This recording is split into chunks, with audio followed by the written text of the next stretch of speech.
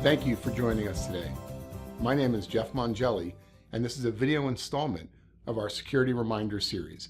Today we're going to be talking about how you can protect yourself and your organization by thinking differently about the information you have access to. Specifically, we're going to be talking about the minimum necessary requirement under HIPAA, or what we refer to as MAP, the Minimum Access Principle. I'm actually excited to talk to you about this today because keeping MAP in mind is not just about the workplace, but also in your personal life. It can make a difference in the level of your personal identity protection. So let's jump in.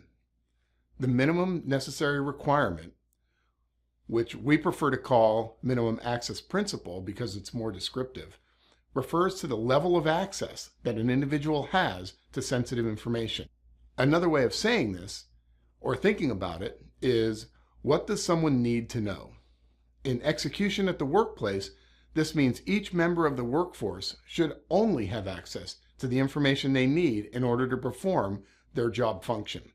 In the healthcare profession, we're often applying this principle to electronic health information, or otherwise known as PHI, protected health information.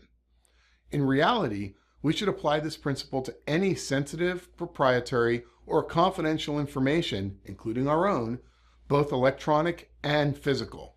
Let me say that again. MAP should be applied to non-electronic or physical information also.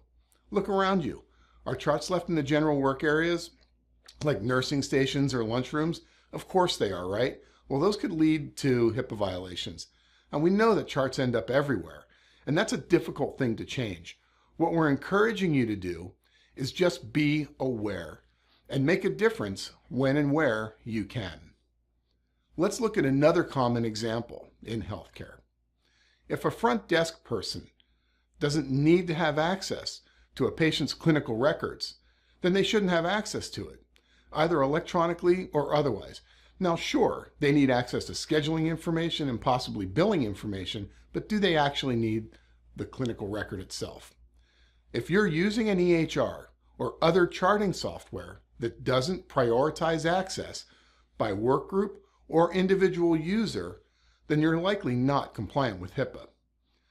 There are numerous HIPAA violations listed on the OCR Wall of Shame website for failing to adhere to this principle. And it's called impermissible disclosures, and it happens far too often. You can actually help your organization out by notifying them if you or any of your coworkers have access that's not necessary for them.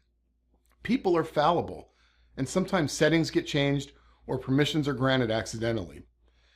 Keep in mind, your access to that information could result in fines against your organization, and if you or a coworker chose to exploit that information, that could be a criminal offense that could land you in jail.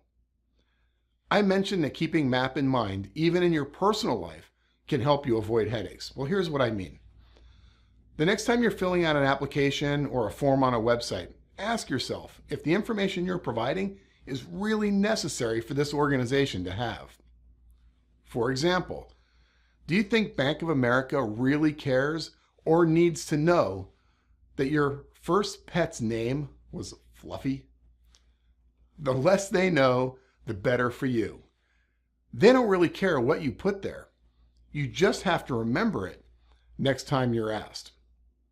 We suggest you use lengthy and false answers to these types of questions that are easy for you to remember. We'll have more on creating great passwords in another episode. I'll leave you with this. Not only is it the law for healthcare organizations to restrict access to PHI and other sensitive information, but it's the right thing to do for your patients. None of us want our medical records being perused by casual observers. So pay it forward. If you or your coworkers have access they shouldn't, let your information security officer or your information privacy officer know about it so they can remedy the issue. Thanks for watching, and remember, be cyber smart and be cyber safe.